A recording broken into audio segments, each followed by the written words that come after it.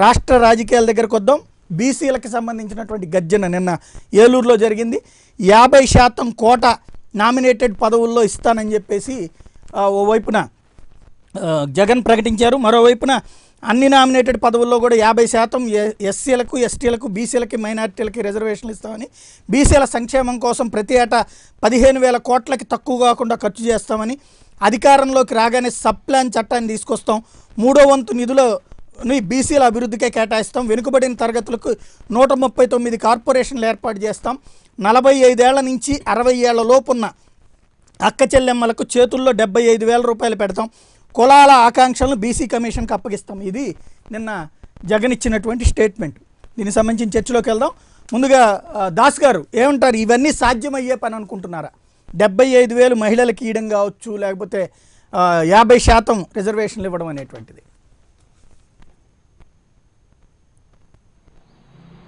సాధ్యాసాధ్యాలు పక్కన పెడితే ఎన్నికల ముందు ఈ రకమైనటువంటి హామీలు మామూలే, అన్ని పార్టీలు చేస్తున్నాయి.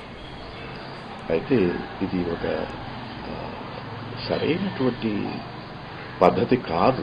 కారణం ఏమిటంటే, ఏ రాజకీయ పార్టీ అయినా సరే అయ్యా మేము అన్ని వర్గాలకు న్యాయం చేస్తాం. ఎందుకంటే మనకి దురదృష్టం ఏంటంటే, మన దేశంలో హూ ఆర్ యూ అంటే ఐఎమ్ ఏ డాష్ అని జాతి పేరు ముందు కులం పేరు చెప్తాడు. ఆ తర్వాత హూ ఆర్ యూ అంటే ఐఎమ్ ఆంధ్ర అని రాష్ట్రం పేరు చెప్తాడు. అసలు అసలు దేశం పేరు చెప్పడు, ఐఎమ్ ఇండియా అని అనడం. ఇక రాష్ట్ర రాజకీయాలకు వస్తే అన్ని పార్టీలు, ప్రభుత్వంలో ఉన్నటువంటి పార్టీ కానీ, ప్రతిపక్షంలో ఉన్నటువంటి పార్టీలు కానీ, ఇవాళ ప్రజల్ని ఎలా ఆకట్టుకోవాలి అనేటువంటి దృష్టితో ఒక పక్క కార్పొరేషన్లు ఏర్పాటు చేస్తున్నారు, ఇంకో పక్క అన్ని వర్గాలకు కూడా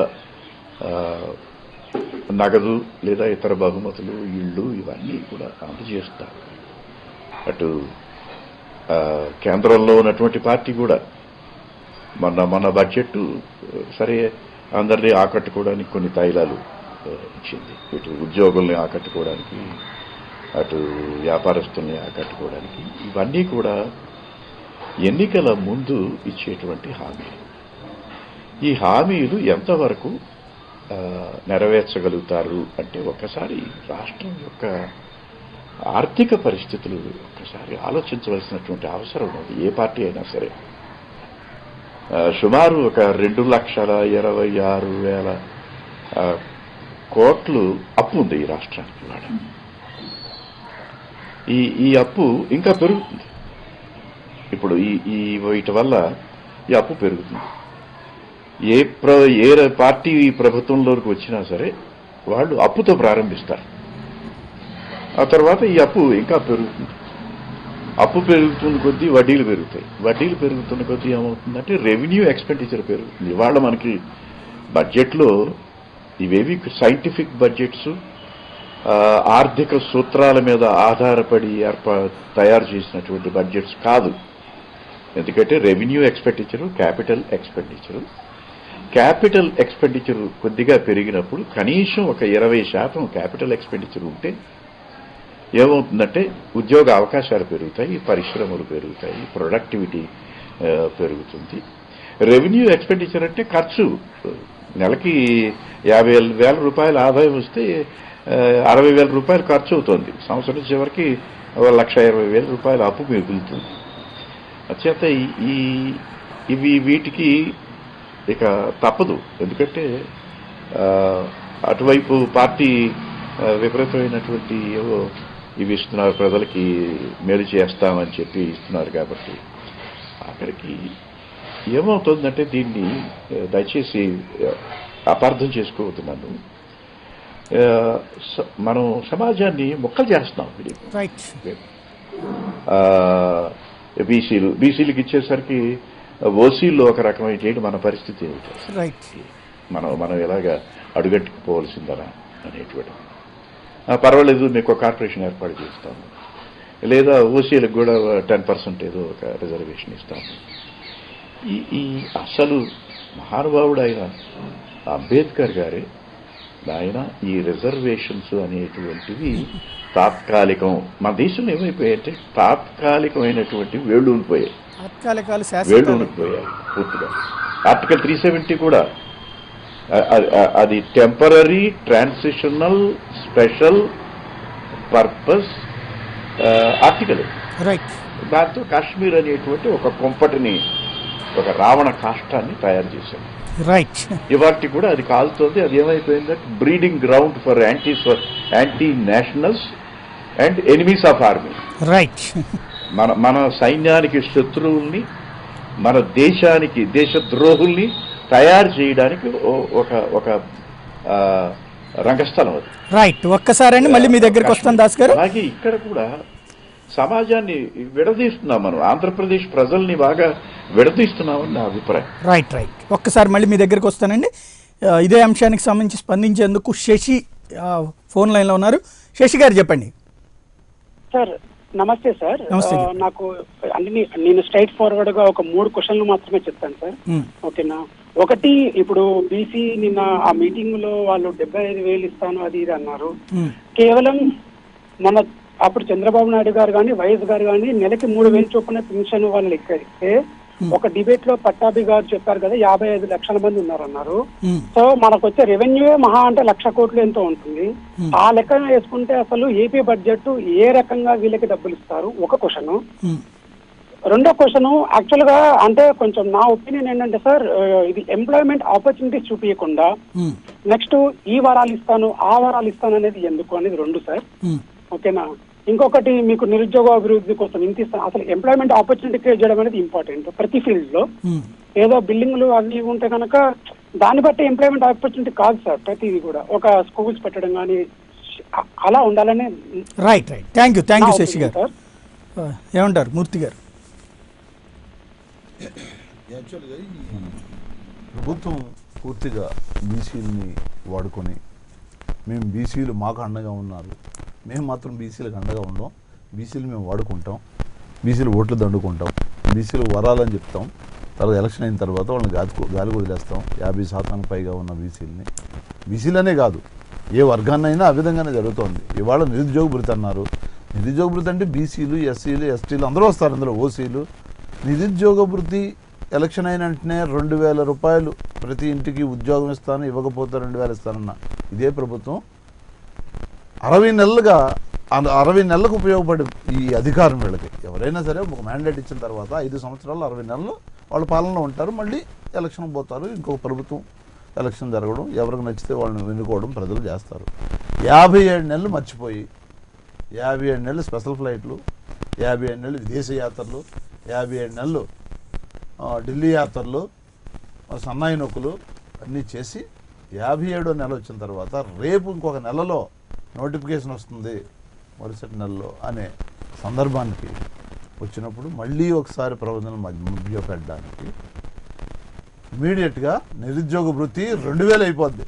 ఇక్కడ ఒకటి సరే, నేను అనేది ఒక మాట, సంక్షేమ పథకాలకి ఇప్పుడు ఇచ్చారా, ఎన్నికల ముందు ఇవన్నీ పక్కన పెట్టండి. మీరు చెయ్యడానికి ఇవన్నీ చెయ్యాలి అంటే రాష్ట్ర బడ్జెట్ కనీసం 4-4.5 లక్షల కోట్లు ఉండాలి. ఏది 45 ఏళ్లకే పెన్షన్ ఇచ్చేయాలంటే 75,000 ఇచ్చేయాలంటే ఇవన్నీ కూడా ఒక్క మాట నేను అనేది ఒక్క మాట నేను అనేది వినండి. ఇవాళ 2,000 ఇస్తున్నారంటే ఏ విధంగా ప్రణాళిక? అలా కాదు, ప్రాక్టికాలిటీకి ప్రచారానికి మధ్యన ఒక తేడా ఉంటుంది. ప్రాక్టికల్గా సాధ్యమా? అందరికీ 75,000, పిల్లలందరికీ చదువుకునే వాళ్ళందరికీ 10,000 రూపాయలు 15,000 రూపాయలు చెప్పనిస్తాము, అలాగే 45 ఏళ్లకే పెన్షన్ ఇచ్చేస్తాము, ఇవన్నీ సాధ్యమయ్యే పనేనా? కేవలం ఎన్నికల ప్రచారం కోసం వాడుకునేటువంటి మాట? పూర్తిగా సాధ్యమయ్యే పనే. దాని మీద అన్ని రకాల రీసెర్చ్లు చేసి అన్ని రకాలుగా కాలిక్యులేట్ చేసి కేంద్రం నుంచి మనకి ఎంత వస్తుంది, మన వసూళ్ళు ఎంత వస్తున్నాయి, మన నిధులు ఎన్ని ఉన్నాయి, మన ట్యాక్సెస్ ఎన్ని వస్తాయి, కేంద్రం నుంచి మన వాటా ఎంత వస్తుంది. ఇప్పుడు చంద్రబాబు కూడా ఒక మాట నేను అనేది ఒక పాయింట్ మీకు ఒక్కటి విషయం గుర్తు చేస్తాను. నేను అనేది 2014 ఎన్నికలకు ముందు మేమందరం ఇదే ప్రశ్న అడిగాం చంద్రబాబు గారిని కూడా. ఏది మీరు రుణమాఫీ అంటున్నారు, సంపూర్ణ రుణమాఫీ అంటున్నారు, డ్వాక్రా రుణమాఫీ అంటున్నారు, ఇవన్నీ ఎలా సాధ్యమవుతాయి అంటే ఇదే మాట చెప్పారు. అప్పుడు వచ్చిన తర్వాత ఏం చేశారు, పవర్లోకి రాగానే దానికి ఒక కమిటీ వేసి సంపూర్ణకి సమ్ తీసేశారు. దాంట్లో నుంచి సమ్ పెట్టారు. అక్కడ సమ్ రుణమాఫీ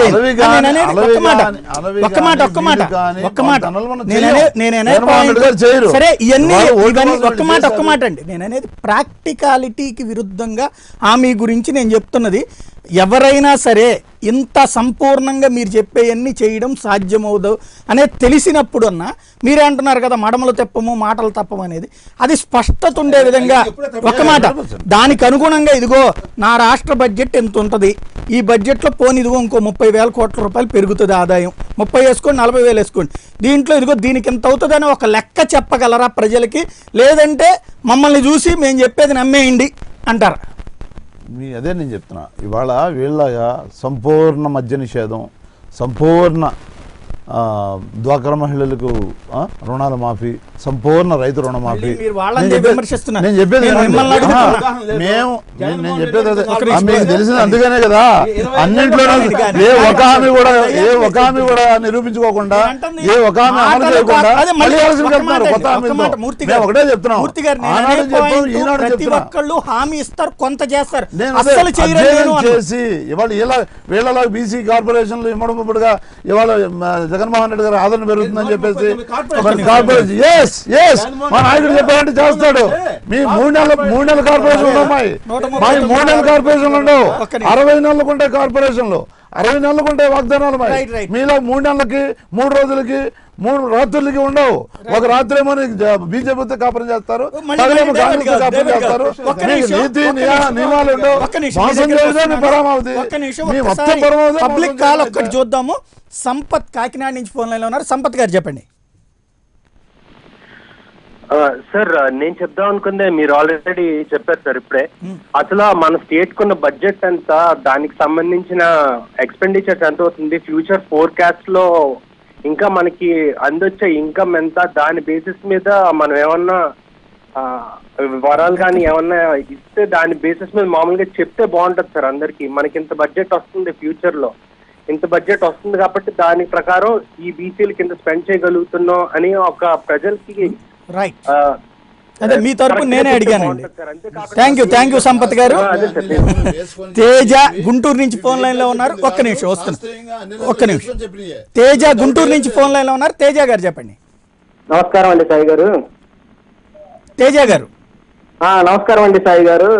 ఇక్కడ విషయం ఏంటంటే అండి, కులాలను కలిపే విధానం కావాలండి, అంతేకాని కులాలను విడగొట్టి సొంత రాజకీయాలు చేసుకునేలాగున్నారు. కానీ యూనిటీగా జనాలందరినీ, రాష్ట్రంలో ఉన్న ప్రజలందరినీ యూనిటీ చేద్దాం అనేది లేదండి ఏ పార్టీకి. అది టీడీపీ అయినా సరే, వైసీపీ అయినా సరే, ఏదైనా సరే కులాలను విడగొడదాం, కలిపే విధానం అనేది లేకుండా వాళ్ళ రాజకీయ ప్రయోజనాల కోసమే చేస్తున్నారండి ఇదంతా. రైట్. అంటే ఎవరు తప్పు చేస్తున్నారు? అన్ని పార్టీలునా ఒక్క పార్టీనా? అన్ని పార్టీలు అండి, అన్ని పార్టీలు. ఇది రాజకీయ వ్యవస్థ అనేదే జనాల్ని కలిపేలాగా లేదండి. ఎవరికక్కడికి విడగొట్టేసుకొని వాళ్ళ పబ్బం గడుపుకోవడానికి వరాలు ఇవ్వడమే కానండి, సోమరిపోతుల్ని చేయడమేనండి. రైట్. థ్యాంక్ యూ తేజ గారు. ఏమంటారు శ్రీనివాస్ గారు? ఇప్పటికి ఒక సెక్షన్ మీరు సోమరిపోతుల్ని చేస్తే వాళ్ళు మొత్తాన్ని చేద్దాం అనుకుంటున్నారు. అంటే జగన్మోహన్ రెడ్డి గారు చెప్పారు కాపు కార్పొరేషన్, తర్వాత వైస్ కార్పొరేషన్, బ్రాహ్మణ కార్పొరేషన్స్ ఇలాంటివి చంద్రబాబు నాయుడు గారు పెట్టినప్పుడు ఏమన్నారంటే కులాల మధ్య చిచ్చు పెడుతున్నారన్నారు. అని నిన్న ఆయన పోయి నేను 139 కార్పొరేషన్స్ పెడతా అన్నాడు. అంటే నేనేమంటున్నా అంటే ఎన్నికల్లో హామీలు ఇవ్వటము, హామీలను అమలు చేయటం అదొక పద్ధతి. ఈయన కేవలం సీఎం కుర్చీ కోసం 5% ఇద్దరు మాట్లాడితే ప్రజలకు అర్థం కాదు. ఆయన మాట్లాడాక మీరు నోట్ చేసుకుని మాట్లాడారు. నేను అంటాను ఆయన మాట్లాడాక మీరు నోట్ చేసుకుని మాట్లాడితే అర్థమవుతుంది. ఇంకా వీళ్ళు చెప్పాలంటే 25 సంవత్సరాలకు కూడా నేను పెన్షన్ ఇస్తాననేటువంటి పరిస్థితి. ఒక్క మాట శ్రీనివాస్ గారు, నేను అనేది ఇప్పుడు వాళ్ళది ఎలా అయితే ఉందో సేమ్ మీ ప్రాబ్లం. ఇప్పుడు మీరు తీసుకొచ్చినటువంటిది ఏది, ఇప్పుడు వాళ్ళు అడిగింది కరెక్ట్. ఇవాళ ఇదివరకటి రోజుల్లో మనకు ఒక ప్లంబరో, ఎలక్ట్రీషియనో, ఒక ముఠా కూలీనో, మేస్త్రో దొరికేవాళ్ళు. ఇవాళ మీరే చెప్తున్నారు వ్యవసాయం సంక్షోభంలో పడింది. మీరు పెట్టినటువంటి ఈ పథకాలే సంక్షోభానికి కారణం. పని చెయ్యకపోయినా 4 అడుగులు గొయ్యి తవ్వితే 350 రూపాయలు ఇచ్చేటువంటి ఉపాధి హామీ పథకం కింద వాళ్ళకి. అదే ఊళ్ళో రైతుకి వచ్చేటప్పటికి ఇప్పుడు ఏమైంది, ఇదివరకటి రోజుల్లో 100 రూపాయలకు వచ్చేటువంటి కూలి ఈవేళ 500 రూపాయలు అడుగుతున్నారు, 700 అడుగుతున్నారు. మళ్ళీ మీరే ఓ పక్కన మీరే సోమరిపోతులను తయారు చేసి ఇంకో పక్కన మీరే రైతుకు కష్టమండి. అంటే మీరు సృష్టించిన నిజంగా పనిచేస్తే ఈ కూలీని తీసుకెళ్ళి వ్యవసాయం చేయించవచ్చు, ఆ విధంగా రైతుకు లాభం చేయొచ్చు, అది మీ చేతిలోనే ఉంది. కానీ మీరు ఎట్లా చేయరు, వాళ్ళతో తక్కువ పని చేయించి ఎక్కువ డబ్బులు ఇస్తే మీకు ఓటేస్తారు. మళ్ళీ మీరు సృష్టించిన సమస్య వల్ల కష్టపడేటువంటి రైతు గురించి మళ్ళీ మీరే కన్నీళ్లు గారుస్తారు, దీనికి ఎవరినో కారణం చూపెడతారు. ఇది ఈ విధమైనటువంటి ధోరణి వలన సమాజంలో ఓ పెద్ద బద్ధకస్తుల్ని తయారు చేసి తిని కూర్చోవచ్చు. రోజుకి పొద్దున్నే ఒకసారి, మధ్యాహ్నం ఒకసారి మీరు ఇచ్చేటువంటి పెన్షన్ల డబ్బులతోనే తినేసి పడుకోవచ్చు. అన్న క్యాంటీన్ మీరు ఇచ్చిన అన్న క్యాంటీన్లో మీరు ఇచ్చిన డబ్బులతో తినేసి పడుకుంటే ఇంకా అసలు ఏ పని చేయాల్సిన పనే ఉంది. ఇట్లా అందరినీ చివరికి మన ఊరు ఇదివరకు శ్రీకాకుళం వాళ్ళు, విజయనగరం వాళ్ళు, కరీంనగర్ ఇటు పక్కకు వచ్చేవాళ్ళు కూలి పనులు. ఇప్పుడు చివరికి కూలీలను బీహార్ నుంచి మనం తెచ్చుకుంటున్నాం, ఒరిస్సా నుంచి. అంటే ఏ స్టేజ్కి మనం దిగజార్చుతున్నాం? ఇప్పుడు దేశానికి రైతు వెన్నుముక అనే విషయం వాస్తవం. దానికోసం మీరే చూస్తుంటారు. దానికోసం రైతు 24,000 కోట్లు పెడితే మీరే ఓ పక్కన ముంచి మీరే ఇంకో పక్కన మళ్ళీ అది కాదు, వాళ్ళని ముంచింది మీరే, ఈ విధంగా చేసింది మీరే, వాళ్ళకి కూలీ డబ్బులు పెంచి వాళ్ళ నెత్తికి భారం వేసింది మీరే. మళ్ళీ వాళ్ళు అప్పుల పాలయ్యారని మళ్ళీ ఆ డబ్బులు తీసుకెళ్ళి ఇచ్చేది మీరే. ఆ డబ్బులని ఇచ్చి మళ్ళీ మానెత్తిన ధరలు పెంచి ఎవడి వల్ల అని చెప్పేది మళ్ళీ మీరే. మొత్తం వ్యవస్థను మీరే సృష్టిస్తారు, మీరే నాశనం చేస్తారు, మళ్ళీ మీరే ఉపన్యాసాలు ఇస్తారు. కేంద్ర ప్రభుత్వం మనకి 1,16,000 కోట్లు ఇవ్వాలి సార్. అరే మళ్ళీ అంటే నేనేమన్నా అంటే ఎవరికైతే మనం చేయాలి. తర్వాత ఇందాక బ్రదర్ సామాజిక వర్గాలు అన్నారు. తెలుగుదేశం పార్టీలో 102 మంది ఎమ్మెల్యేస్ గెలిస్తే 31 మంది బీసీ ఎమ్మెల్యేలు. అదే వైఎస్ఆర్ పార్టీలో 69 మంది గెలిస్తే 3 బీసీలు. మీకు రాయలసీమలో అయితే 53 ఎమ్మెల్యేలు. సంక్షేమ పథకాలు వచ్చిన వాగ్దానాలన్నీ ఎందుకు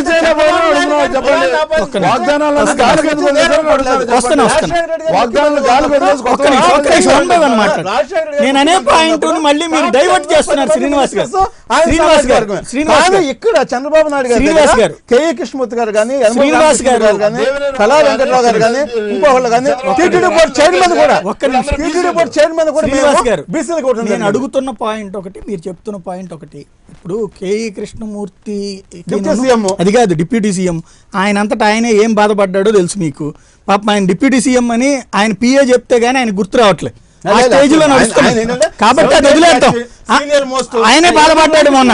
చివరికి అది కాదు, ఆయన శాఖకి సంబంధించిన కార్యక్రమానికి ఆయనే పిలవలేదని ఆయనే బాధపడ్డాడంటే మరి మనం ఏం చేస్తున్నాం అనేది తెలుసు. ఉత్సవ విగ్రహాలులా అది కాదు, ఉత్సవ విగ్రహాల్లా ఇతర కులపోళ్ళని చూపెట్టడం కోసం పెట్టడం కాకుండా నేను అనేది అవి పక్కన పెడదాం. అరే అవన్నీ ఆయన ఏం చేస్తున్నారో కూడా మీకు తెలుసు. కాబట్టి నేను అనేది అవన్నీ పక్కన పెట్టండి. నేను స్ట్రైట్గా అడిగే పాయింట్ ఏంటంటే, మీరు పెట్టే సంక్షేమ పథకాలు అనేటువంటిది బాధ్యతతో కాకుండా, అంటే సమాజానికి పనికొచ్చేలా కాకుండా ఓట్ల రాజకీయం కోసమే ఎందుకు పెడుతున్నారు సార్? ఇప్పుడు ఎవరైతే కంప్లీట్గా బ్యాక్వర్డ్ ఉన్నారో వాళ్ళని మనం ఒక స్థాయికి తీసుకురావాల్సినటువంటి సంక్షేమ డబ్బులు ఇస్తే డెఫినెట్గా వాళ్ళకి మనం ప్రభుత్వం వాళ్ళకి సహకారం అందించాల్సిందే. దాంట్లో ఏ విధమైన రాజీ లేదు. అయితే మేము ఓట్ల కోసం జగన్మోహన్ రెడ్డి గారు ఏం చేస్తున్నారంటే, నేను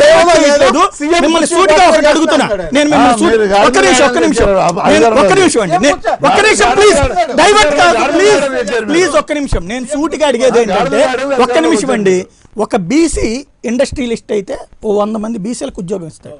ఒక బీసీ ఓ వ్యాపారస్తుడైతే ఓ 25-30 మంది అలా బీసీలకి అవకాశం ఇస్తాడు.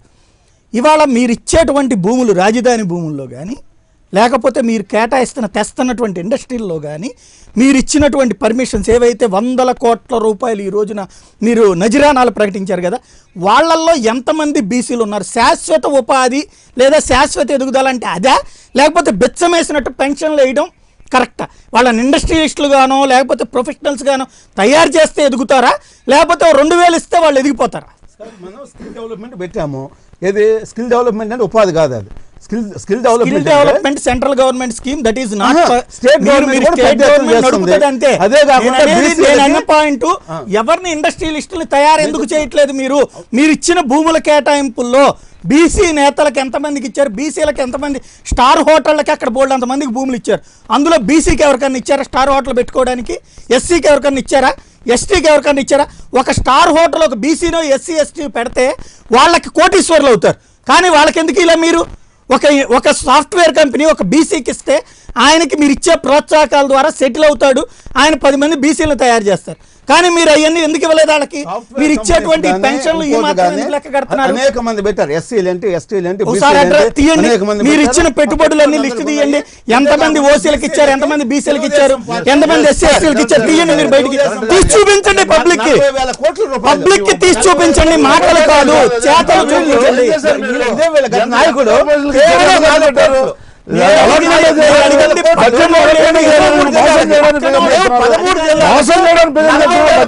తీసుకురాలేదు. ఒక్క నిమిషం మూర్తి గారు, ఒక్క నిమిషం. పవర్ లోకి వాళ్ళని తేలేదు, పవర్ లోకి తెచ్చింది మిమ్మల్ని.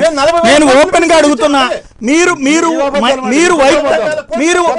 వైట్ పేపర్ రిలీజ్ చేస్తారా? వైట్ పేపర్ రిలీజ్ చేస్తారా? ఏ కులపు వాళ్ళకి ఇండస్ట్రియలిస్టులకు భూములు ఇచ్చారు, ఏ కులపు వాళ్ళకి ఈ సాఫ్ట్వేర్ కంపెనీలు ఇచ్చారు? తీయండి. ఓపెన్ లేవు అక్కడ. ఓపెన్ చేయండి మీరు. సాయి గారు, ఈరోజు నిజంగా కులాల గురించి మాట్లాడుకుంటే చాలా బాధేస్తుంది. ఈ పార్టీలన్నీ కూడా ఈ రోజున భారతదేశం మొత్తం కూడా మనం చూడాల్సింది ధనిక పేద మాత్రమే. అదే కాకుండా ఈ రోజున మీరు చెప్పినట్టుగా ఇప్పుడు ఒక బీసీలకి ఒక సాఫ్ట్వేర్ కంపెనీ పెట్టుకోవడానికో, లేకపోతే ఒక బీసీకి ఒక పారిశ్రామికవేత్తగా తయారు చేస్తే ఆ బీసీ కులానికి సంబంధించినటువంటి చాలామంది పేదవాళ్ళని కూడా వాళ్ళు పైకి తీసుకొచ్చే ఏర్పాటు ఉంటుంది. అదే కాకుండా ఈ రోజున అదే బీసీలకి ఈ అగ్ర కులాలకి కావాల్సిన పదవుల కోసం ఏదైతే వాళ్ళకి తాయిలాలు ఇస్తున్నారో అదే పదవి బీసీలకి ఇమ్మనండి. ఒక ముఖ్యమంత్రి పదవి బీసీకి ఇమ్మనండి ఈ పార్టీలని. ఏమండి ఇది ఎంత దారుణం అండి ఈ వ్యాఖ్యలు. ఈ రోజున భారతదేశంలో ఈ రోజున భారతీయ జనతా పార్టీకి సంబంధించి ఒక ప్రధాని ఈ రోజున బీసీ కులానికి చెందిన ప్రధాని అక్కడ ప్రధానిగా ఉంటే, ఈ రోజున బీసీ ఏదైతే చట్టబద్ధత కల్పించామో, ఓబీసీ రిజర్వేషన్కి సంబంధించిన చట్టబద్ధత కల్పించామో 70 సంవత్సరాలుగా మరుగుపడినటువంటి దానికి ఈ రోజున భారతీయ జనతా పార్టీ అధికారంలోకి వచ్చిన తర్వాత చేయడం జరిగింది. లేదండి ఈ రోజున ఏమండి, ఈ రోజున దేశ ప్రధాని ఈ రోజున ఆ రోజున బీసీ అని చెప్పి వెళ్ళలేదు మీరు రాజకీయాల్లో. అంటే మీకు మొదటి నుంచి కులాల గురించి మేము ఎప్పుడు కూడా ప్రస్తావించే పరిస్థితి లేదు. ఈ రోజున రాష్ట్రపతి ఏ రోజు నిమ్న వర్గానికి చెందినటువంటి వారిని ఈ రోజున రాష్ట్రపతిగా పెట్టుకున్న పార్టీ ఈ రోజున భారతీయ జనతా పార్టీ. ఏంటంటే ఈ రోజున ఇక్కడ చేస్తున్నటువంటి వీళ్ళు ఏదైతే అగ్ర కులాల వారికి పదవుల కోసం ఏదైతే కింద వెనకబడిన కులాల వాళ్ళకి తాయిలాలు ఇచ్చే ఏర్పాటు ఏదైతే చేస్తున్నారు వీటన్నింటినీ కూడా పూర్తిగా అవునండి. బాలయ్య గారికి స్పీకర్ ఇచ్చింది ఆ రోజున ఎన్డీఏలో ఉండబట్టి ఆ రోజున భారతీయ జనతా పార్టీ కల్పించిన అవకాశం అది మీరు 123వ సవరణలో మనం ఏదైతే జాతీయ స్థాయిలో ఉన్నటువంటి వెనకబడినటువంటి వర్గాల వారికి ఏదైతే మనం చట్టబద్ధ కల్పించామో అది నిజంగా కూడాను అది భారతీయ జనతా పార్టీ చేసిన పని. ఇప్పటికి కూడా వీళ్ళు ఏం చేయాలంటే మీరు చెప్పినట్లు ఇందులో బడ్జెట్ ఎంత, ఆ బడ్జెట్కి సంబంధించి కులాల వారీగా మనం ఎంత ఇస్తున్నాము, కులాల వారీగా ఇవ్వాల్సిన అవసరం ఉందా, నిజంగా కులాల వారీగా మీరు ఏదైతే బయట పెట్టని నన్ను అడుగుతున్నారో నిజంగా కులాల వారీగా ఇచ్చినటువంటి సామాగ్రి మనం నిన్న మొన్న కూడా మనం టీవీలో చూసాం. ఏదైతే వాషింగ్ మిషన్లు లేకపోతే ఇస్త్రీ పెట్టెలు ఇవన్నీ కూడాను వాళ్ళ పేరుతోటి డ్రా చేసేసుకొని ఇవన్నీ కూడాను వాళ్ళ నాయకుల ఇళ్లలో ఉన్నాయి అనేది మనం చూసాం. ఏదంటే ఇది ఇప్పటికైనా సరే ఇది ఏదైతే వాళ్ళకి వాగ్దానాలు చేస్తామో ఆ వాగ్దానాలు అమలు చేయడానికి వీలైన వాగ్దానాలు, ఏదైతే నిజంగా ప్రజలకు కావాల్సినటువంటి వాగ్దానాలు, మీ పదవులు కావాల్సినటువంటి దానికి కాకుండా వాళ్ళకి కావాల్సిన వాగ్దానాలు ఇచ్చేటైతే ఈ రోజున ప్రజలు మిమ్మల్ని క్షమిస్తారు. రైట్. ఒక్కసారి పబ్లిక్ రెస్పాన్స్ చూద్దాం. నరేష్ ఏలూరు నుంచి ఫోన్ లైన్లో ఉన్నారు. నరేష్ గారు చెప్పండి. నరేష్ గారు చెప్పండి. మార్నింగ్. ముందుగా మీకు ప్రైమ్ నైన్టీకి శుభాకాంక్షలు సాయి గారు. థ్యాంక్ యూ వెరీ మచ్ అండి. నిన్న ఏలూరులో ఏదైతే జరిగిందో వైఎస్ఆర్సీపీ బీసీ గర్జన అనేది దానిలో ఇచ్చిన హామీలు నమ్మేలా లేదు సాయి గారు. ఫస్ట్ ఆఫ్ ఆల్ మన రాష్ట్ర బడ్జెట్ కి ఇచ్చిన హామీలు ఏ రకంగా సరిపోతాయని ఒకసారి వైఎస్ఆర్సీపీ క్రాస్ చెక్ చేసుకోవాలి. 45 ఏళ్ళకి పెన్షన్ కానివ్వండి 75,000, సంవత్సరానికి 15,000 కోట్లు ఖర్చు పెడతాం కానివ్వండి, పిల్లలకి వచ్చేసరికి 20,000 రూపాయలు హాస్టల్ ఫీజే కానీ 15 రూపాయలు పిల్లల్ని పంపిస్తే 15 రూపాయలు ఇవ్వడం కానీ ఇవన్నీ ఏమీ సాధ్యమయ్యే స్థితిలో లేవు. నేను రాజకీయ పార్టీలకు ఒకటే చెప్పదలుచుకున్నాను సార్, బీసీలకు మీరు ఏదో నామమాత్రంగా డబ్బులు పడేయడం కాదు, ఉద్యోగాలు మాకు క్రియేట్ చేయండి. మేమెంతో నిరుద్యోగంతో బాధపడుతున్నాం బీసీలు, మాకు ఉద్యోగాలు క్రియేట్ చేసి మమ్మల్ని కొద్దిగా ఉన్న స్థాయిలో తీసుకురండి. ఏ పార్టీకి వచ్చినా కార్పొరేషన్లు పెట్టి ఎంతో కొంత వాళ్ళు చేతులు దుడుచుకుని పోవడం. ఇప్పుడు వైఎస్ఆర్సీపీ ఎలక్షన్స్ ముందు స్టంట్లా మేము ఫీల్ అవుతున్నాం. ఏ పార్టీ వేసినా మాకు చట్టసభల్లో మాకు రిజర్వేషన్ కల్పిస్తుంది. మేము జగన్మోహన్ రెడ్డిని ఒకటే అడుగుతున్నాం సార్, ఇప్పుడు 50% అంటున్నారు. లాస్ట్ టైం ఎలక్షన్స్ లో 6% ఉన్న రెడ్డిలకి 54 సీట్లు దగ్గర ఇచ్చారు. మరి 34% ఉన్న వాళ్ళకి 32 ఇచ్చారు బీసీ టికెట్లు. మాకు చట్టసభలో రిజర్వేషన్ కల్పించండి, ఉద్యోగాలు కల్పించండి ఒకటే కోరుకున్నాం సార్. థ్యాంక్ యూ నరేష్ గారు. ఒక్క నిమిషం, ఇంకో 2 కాల్స్ ఉన్నాయి. ఒక్క నిమిషం, ఇంకో 2 కాల్స్ ఉన్నాయి, అయ్యాక చెప్తాను. మోహన్ విశాఖపట్నం నుంచి ఫోన్ లైన్లో ఉన్నారు. మోహన్ గారు చెప్పండి. మోహన్ గారు చెప్పండి. మార్నింగ్ అండి మోహన్ గారు చెప్పండి. మోహన్ గారు మీది డిస్టర్బెన్స్ వస్తుంది బాగా. హలో మోహన్ గారు చెప్పండి. సార్ నేను 2 విషయాలు కొంచెం మాట్లాడాలనుకున్నానండి. చెప్పండి. హలో, మొట్టమొదటి విషయం ఏంటంటే, హలో మోహన్ గారు మీరు ఏమన్నా రోడ్డు మీద ఉన్నారా? హలో మోహన్ గారు మీది డిస్టర్బెన్స్ వస్తుంది. రాణి అమలాపురం నుంచి ఫోన్ లైన్లో ఉన్నారు. రాణి గారు చెప్పండి. రాణి గారు నాకు 2 చిన్న అనుమానాలు ఉన్నాయండి. చెప్పండి. ఏపీ ఆర్థిక కష్టాల్లో ఉంది చెప్పండి. వారికి ఎన్నికల హామీలుగా అన్నేసి లక్షల వేల కోట్లతో హామీలు ఇస్తున్నారు. ఇవి నిజమేనా? అంటే ఏపీ ఆర్థికంగా చాలా ఉన్నత స్థితిలో ఉందనుకోవాలా, లేదంటే వీళ్ళు ఇచ్చే హామీలు అమలు కావు అని అనుకోవాలా? రైట్, మంచి పాయింట్ రైజ్ చేశారమ్మా మూర్తి గారు. మీరు ఇప్పుడు ఒకటే మీరు గుర్తుంచుకోవాలి, మేము లాస్ట్ టైము సంపూర్ణ ఏదైతే రైతు రుణమాఫీ అనేది సాధ్యం కాదు అని చెప్పేసి అన్నప్పుడు చాలామంది ప్రలోభ పెట్టారు జగన్మోహన్ రెడ్డి గారు. మీరు చెప్పండి సార్, మీరు అధికారంలోకి వస్తారు, తప్పనిసరిగా జనమంతా ఆంధ్రప్రదేశ్ ప్రజలంతా మీతో ఉన్నారు, ఒక మాట చెప్పండి, ఏం అవసరం లేదు, పవన్ కళ్యాణ్ ఎవరితో ఉన్న అవసరం లేదు, బీజేపీ ఎవరితో ఉన్న అవసరం లేదు, వీళ్ళు ఎంతమందిని 10 పార్టీలని పాకిస్తాన్ నుంచి కూడా పార్టీలు తెచ్చి చంద్రబాబు నాయుడు గారు ఎలక్షన్కి వెళ్ళినా కూడా వాళ్ళు గెలవరు, మీరు రుణమాఫీ చేయమన్నారు అన్నప్పుడు అప్పటికున్న మన అప్పులు 87,612 కోట్లు. 87,612 కోట్లు మనకున్న బడ్జెట్ కంటే కూడా ఎక్కువ ఆ రోజుల్లో. సో అట్లాంటి హామీలు వద్దు అని చెప్పేసి నేను చెప్పింది చేస్తాను, చేసేది చెప్తాను. ఇవి ఈ రోజు మనకు ఓట్లు ఇవ్వచ్చు, కానీ రేపు పొద్దున్న ప్రజల మధ్య మనం దోషులుగా నిలబడతారు. ఒక్క నిమిషం నేను చెప్పను.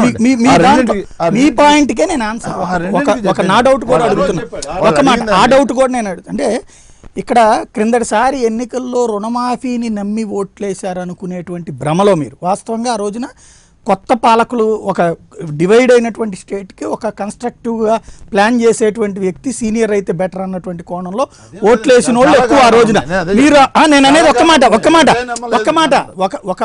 మేజర్ కాన్సెప్ట్ అయితే ఇంటలెక్చువల్ సర్కిల్ కానీ అందరూ వేసినటువంటి దాంట్లో 100కి 70-80% మంది ఆ ఉద్దేశంతోనే వేశారు. మీరు రుణమాఫీ వల్లే గెలిచేశారు అని మీ వాళ్ళు చెప్పినటువంటి మాటలు నమ్మేసి ఈసారి ఆయన అప్పుడు చెప్పేశారు కాబట్టి మేము కూడా ఎలా హామీలు ఇచ్చేసినా పర్లేదు, ఏదో హామీ ఇచ్చేస్తే గెలిచేస్తామని ఏమన్నా చెప్తున్నారా? ఇది తప్పు. అదే నేను చెప్తున్నా మీకు. అదే సమగ్రంగా జగన్మోహన్ రెడ్డి గారు స్టాండ్ ఎప్పుడు కూడా ఆ రోజుకి ఇవాళ పొద్దున్న బీజేపీతో ఉండి రాత్రికి మళ్ళీ ఢిల్లీ వెళ్ళి రాహుల్ గాంధీతో కాపురం చేసినట్టు ఉండదు. ఆ రోజు ప్రత్యేక హోదా గురించి నిలబడుతున్నాను అని నిలబడ్డాడు. ఈయన యూటర్న్లు తీసుకొని అలసిపోయి మళ్ళీ ప్రత్యేక హోదా అని చెప్పేసి వచ్చినట్టు ఉండదు. ఆయన చెప్పిన మాట చెప్పినట్టు చేయడానికి ఒక ప్రణాళికబద్ధంగా అదే చెప్తున్నాను. వినండి, పూర్తిగా వినే ఓపుకుంటే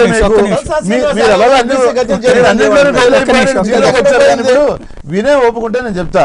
ఇవాళ ఎందుకు చెప్తా 87,612 కోట్లు వీలు కాదని చెప్పి మనం వాగ్దానం ఇవ్వలేదు. కాకపోతే రైతుల్ని సదా ఆదుకుంటాం, వాళ్ళకి చేయాల్సినవన్నీ చేస్తామని చెప్పేసి హామీలు ఇచ్చాం. ఇవాళ పవన్ కళ్యాణ్ మీరేదో 90% వేశారు, 86% వేశారు, ఈ 40 సంవత్సరాల ఇండస్ట్రీని చూసి అంటున్నారు.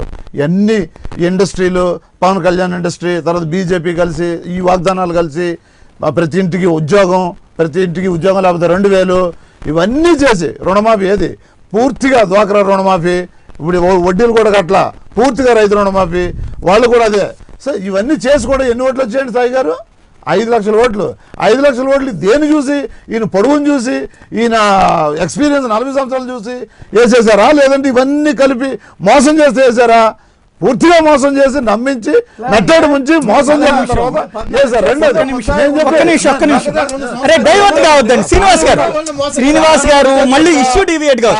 మూర్తి గారు ఒక్క పాయింట్ ఇక్కడ నేను మీకు లెక్క చూపెడుతున్నా. ఇది ఒక్క మాట, ఇది క్యాలిక్యులేషన్ చూపెడుతున్నా మీకు.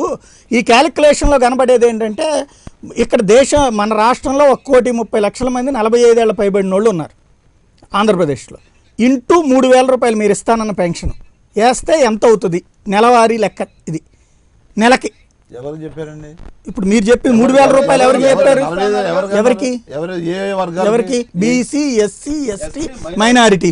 నేను చెప్పింది వాళ్ళదే. అందులో ఎవరి గురించి? ఏది దాంట్లో కూడా ఎవరి గురించి? ఎవరికి చెప్పండి, పోయి మీరు చెప్పండి. అంటే షరతులు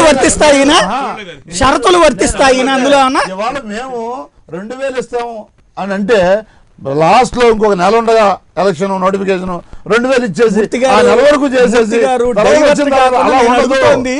ఇప్పుడు ఆయన 55 లక్షల మందికి మా కేంద్రం నుంచి ఎన్ని కేంద్రంలో మన ఓటు ఎంత వస్తుంది, మన రాష్ట్రంలో ఓటు ఎంత వస్తుంది అన్ని కాల్కులేట్ చేసుకొని చెప్పారు. మీరు అందులో ఎన్ని ఒరిజినల్ గా ఉన్నాయి, ఎంతమంది ఉన్నారో తెలియాలి కదా. మీరు ఏదో లెక్క చెప్పేసి అయిపోదు కదా. ఎంతమంది ఉన్నారో అవన్నీ తీయాలి కదా. ఎట్లా ఏదో ఉండదు. ఇవాళ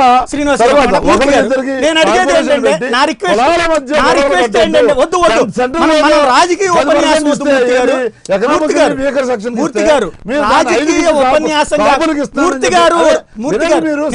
వినండి. రాజకీయ ఉపన్యాసం నేను అడిగే పాయింట్ ఒక్క మాట వినండి. మీరు ఏదో ఉపన్యాసం ఇస్తున్నారు, ఆన్సర్ లేదు.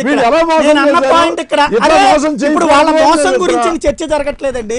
మీరు ఇచ్చిన హామీ ఆచరణ సాధ్యమా? నేను అనే పాయింట్ వినండి. ఉపన్యాసం అది కాదు. ఒక్క నిమిషం, నేను అనే పాయింట్ వినండి. ఇక్కడ మనం ఉపన్యాసంలో మేము అద్భుతం, దేవుళ్ళము, ఆకాశ సంభూతులము ఇలాంటి స్టేట్మెంట్లు వద్దు.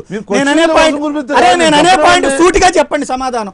మీరు ఇప్పుడు వాళ్ళని వైట్ పేపర్ అడుగుతున్నాం, ఏది మీరు ఏ కులాలకి ఇండస్ట్రియలిస్టులకు ఇచ్చామని. అట్లాగే మీరు ఇదిగో ఈ మన రాష్ట్ర బడ్జెట్ ఎంత లేదు, రానున్న రోజుల్లో ఇంత పెరుగుతుంది, ఇదిగో మేము ఇచ్చే ఈ పథకానికి ఎంత అవుతుంది, ఇన్ని వేల మంది ఉన్నారనేటువంటి ఒక పేపర్ ఏమన్నా రిలీజ్ చేస్తారా?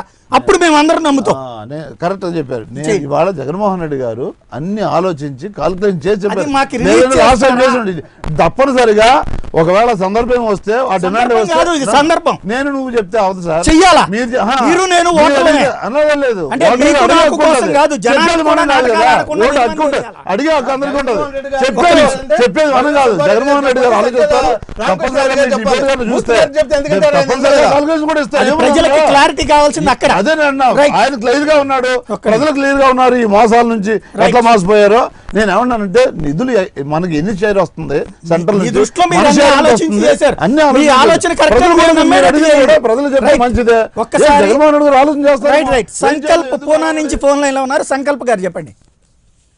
నమస్తే సార్. నమస్తే, చెప్పండి సార్. మేము మీ ప్రైమ్ టైం చూస్తున్నాను. మీకు మీ క్వాలిటీ, మీ యొక్క న్యూస్ అనలైజేషన్ చాలా బాగుంటుంది. యాక్చువల్లీ మేము నార్మల్ గా అయితే నేను ఒకప్పుడు తెలుగుదేశం పార్టీ సభ్యత మనిషిని నేను. ఇప్పుడు తెలుగుదేశం యొక్క పద్ధతి, అప్పుడు తెలుగుదేశం యొక్క పద్ధతులు చాలా వేరుగా ఉన్నాయి సార్. అసలు ఇప్పుడు ఏమున్నా తెలుగుదేశం అనే కాదు, ఒక వైసీపీ కూడా రాజకీయ సీట్ల కోసమే ఈ రిజర్వేషన్లు, ఈ జిమ్మిక్కులు ఇవన్నీ చేస్తున్నారు. వీళ్ళ చిత్తశుద్ధి ఇద్దరికీ లేదు. నేను మాత్రం చెప్పగలిగేది ఒక్కటే, వీళ్ళు ప్రజలకు బీసీ గాని, ఎస్టీ గాని, ఓసీ గాని ఎవరికైనా మేలు చెయ్యాలా అనుకుంటే స్మాల్ స్కేల్ ఇండస్ట్రీస్ ఇటువంటివి ఏదో జీవన ఉపాధి కాదు. చైనాలో ఏ విధంగా అయితే స్మాల్ స్కేల్ ఇండస్ట్రీస్ ఉన్నాయో, ఒక మొబైల్ పార్ట్స్ కానీ అటువంటివి ఏదన్నా ఇచ్చి సబ్సిడీ ఇచ్చి ఒక సంఘం మాదిరి ఏర్పరిచి బీసీలకు, ఎస్టీలకు సపరేట్ గానే మళ్ళీ దానిలో వాళ్ళ నుంచి కొద్దిగా డబ్బులు గవర్నమెంట్ కొంచెం సబ్సిడీ ఇచ్చి బిజినెస్ ఇంప్రూవ్మెంట్ చేస్తే మనం ఎందుకు ఇండియా చైనా మాదిరి కాలేదు. వీళ్ళకి ఆలోచన చిత్తశుద్ధి అనేదే లేదు. ఎంతసేపు మేము ఈ పొద్దు అధికారంలో రావాలి, మేము ఎంత దోచుకోవాలి, ఇదే వీళ్ళ పని. రేపు పొద్దున మళ్ళీ ఎంత ఖర్చు పెట్టుకుంటే ఎంత మిగులుతుంది, నా వర్గం వాడికి ఎంత మిగులుతుంది, ఇది ఆలోచన తప్ప ప్రజలను పైకి తీసుకొని రావాలా, ప్రజలకు మంచి జరగాల అనే ఆలోచన శక్తి ఏ పొద్దో. థ్యాంక్ యూ సంకల్ప్ గారు. శ్రీకాంత్ దుబాయ్ నుంచి ఫోన్ లైన్ లో ఉన్నారు. శ్రీకాంత్ గారు చెప్పండి. నమస్తే సాయి గారు. నమస్తే, చెప్పండి. Sir as a BC person BC OT capture చేసుకోవడానికి ఇంకో బెటర్ ఐడియా ఉందండి. ఏంటంటే శుభ్రంగా అన్ని ఫ్యామిలీస్ కి ప్రతి ఫ్యామిలీకి నెలకు 10,000 ఇచ్చేస్తారని చెప్పండి. ఎందుకంటే నోటి మాటే కాబట్టి ఎవరు ఏమీ అడగరు, ఎప్పుడు వచ్చింది అనేది ఎవరికి అవసరం లేదు. అండ్ సెకండరీ కార్పొరేషన్స్ పెడతానంటున్నారు. కార్పొరేషన్ పెట్టి ఫండింగ్ ఇస్తానంటున్నారు, కానీ ఎకానమీ ఎలా డెవలప్ చేసి ఫండింగ్ ఇస్తారో ఎవరు చెప్పరు. అండ్ మేజర్ పాయింట్, ఎవరైతే కులాల వారీగా డిస్కషన్స్ పెడతారో ఇప్పుడు ఈ మీటింగ్స్ అన్ని ఉన్నాయి, ఎన్ని ఇండస్ట్రీస్ ఈ కులాలకు ఇస్తారన్నది ఏ స్టేజ్ మీద ఎవరన్నా మాట్లాడతారేమో. ఇందాక నేను అడిగింది అదే దాని నుంచి కూడా. రైట్ అండి, థ్యాంక్ యూ శ్రీకాంత్ గారు. ఒక్క నిమిషం.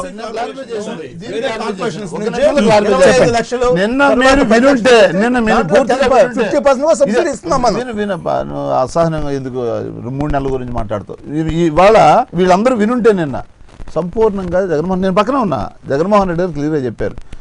వీళ్ళందరికీ నేను ఇంతిస్తాను అందిస్తాను చెప్పడం కాదు, విద్య అభివృద్ధి చెందాలి, బీసీలంతా చదువుకోవాలి, చదువుకోవడానికి కావాల్సిన ఉపాధి మనం అవకాశాన్ని కల్పించాలి. ఎక్కడికక్కడ వీళ్ళకి కార్పొరేషన్ కూడా పెడతానన్నది ఎందుకు? వాళ్ళకి కార్పొరేషన్ ద్వారా వీళ్ళకి ఇండస్ట్రీస్ ఎందుకు అంటే మీ ఒక్క కాపులకే కార్పొరేషన్ లేదు, రెడ్ల కార్పొరేషన్, చౌదరీస్ కార్పొరేషన్, ఈ ప్రధానమైనటువంటి మీ ఇద్దరు గొడవ పడకుండా ప్రజలకి సమాధానం మాట్లాడదాం. ఒక్క నిమిషం అవనండి, నేను అరే ఒక్క నిమిషం, ఒక్క మాట అండి. కార్పొరేషన్ ద్వారా అలాగే ఒక్క మాట, నేను అనే పాయింట్ ఏంటంటే కార్పొరేషన్ పెడితే మీరు ఇచ్చేది ఏంటంటే ఇప్పుడు వాళ్ళు ఇచ్చినటువంటి మంగళ పొదిలి లేకపోతే ఇవి కాకుండా అలా కాదు, పర్మనెంట్ స్ట్రక్చర్ కావాలి, పర్మనెంట్ స్ట్రక్చర్ ఇండస్ట్రీస్ పెట్టించాలి, హోటల్స్ పెట్టించండి, వ్యాపారాలు పెట్టించండి, వాళ్ళకి బీసీలకు ఇస్తే అవిపండి. 5 లక్షల ఎకరాలు బీసీలు ఎస్సీ ఎస్టీ మళ్ళీ మొదటికి వస్తున్నారు. ఒక్క నిమిషం అలసిపోయారు, దోచుకొని అలసిపోయారు. ఆగండి, నేను బీసీలు కార్పొరేషన్ మీకు కడుపుమంటే ఎందుకు? ఇష్యూ మళ్ళీ అదే ఇదే మనకి ఇష్యూ డైవర్ట్ కాదు. ఇది ఒకటి చెప్పాను, కాలేజ్ ముగ్గురు అడిగింది కూడా ఒకటే క్వశ్చన్. ఏమండి మన డిబేట్లలో వచ్చే ప్రాబ్లం ఇదే, ఒకళ్ళ దాంట్లో ఇంకోళ్ళు ఇన్వాల్వ్ అయ్యి ఆన్సర్ కరెక్ట్ గా ఆయన చెప్పని మీరు చెప్తారు పారిపోయాం అంటాడు, ఏదో అంటాడు. నేను ఈ ముగ్గురు అడిగింది ఒకటే, ముగ్గురు అడిగింది కూడా నిన్న జగన్మోహన్ రెడ్డి గారు క్లియర్ గా చెప్పింది. వీళ్ళు పూర్తిగా వినుంటే ఈ క్వశ్చన్ పూర్తిగా విని అడుగుతున్నా.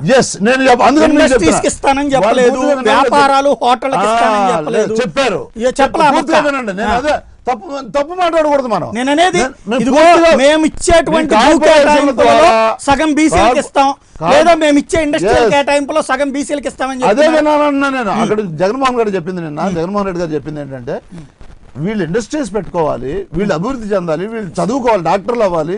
ఈ విధంగా వీళ్ళు ఈ మంగళ కత్తులు ఇస్తాము, లేదంటే డబ్బులు ఇస్తాము, డోర్లు ఇస్తాము, ఇది కాదు. వాళ్ళని వాళ్ళ వృత్తుల్లోనే ఉంచేసి ఆ విధంగానే ఉంచుకుంటూ వాళ్ళు ఓట్లు తీసుకోవడం కాదు. మనం వాళ్ళు విద్యాభివృద్ధి చెందాలి, వాళ్ళు ఇండస్ట్రీస్ ఇవ్వాలి. మీరు నిన్న ఎన్ని భూములు ఎంతమందికి ఇచ్చారు?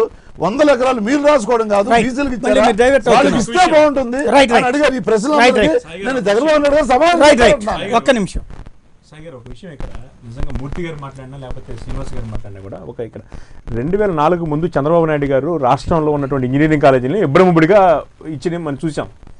అదే 2004లో ఏదైతే మన రాజశేఖర రెడ్డి గారు ముఖ్యమంత్రి అయిన తర్వాత ఇంజనీరింగ్ కాలేజీలో యాజమాన్యాలన్నీ కూడా వాడి దగ్గరకు వచ్చి మా కాలేజీ నడవట్లేదు బాబు, కాలేజీలు ఎక్కువైపోయినాయి, పిల్లలు రావట్లేదని చెప్తే దీనికి ఏదైనా ఒక మార్గం చూపించండి అంటే ఆ రోజున ఏం చేశారు?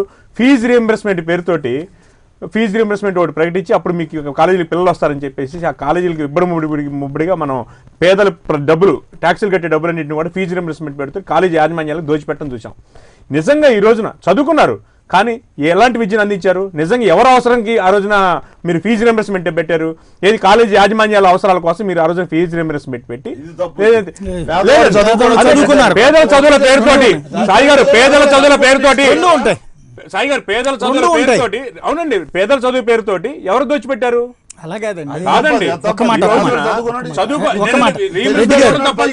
రెడ్డి గారు నేను అనేది ఈ పాయింట్ లో ఒకటి, ఫీజు రియంబర్స్మెంట్ ఇష్యూలో ఒక మాట ఫీజు రియంబర్స్మెంట్ లో కాలేజీలు బ్రతకడం కోసం అంటే కాలేజీ వాడు ₹1,00,000 ఫీజు 30,000కి వచ్చింది ఆ లెక్కన.